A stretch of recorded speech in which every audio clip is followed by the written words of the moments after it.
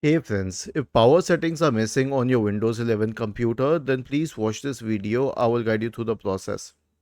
So, we have a PowerShell command named powercfg space hyphen restore default schemes. Search for PowerShell in the Windows search bar and click on run as administrator. Paste it here and hit enter. Now this will restore the default power schemes. If this helps, well and good. If not, then straight away run an SFC scan. Search for command prompt in the Windows search bar and click on run as administrator. Type the command sfc space forward slash scan now and hit enter to invoke the SFC scan. If this does not help either, then the last solution will be a system restore. So search for system restore in the Windows search bar.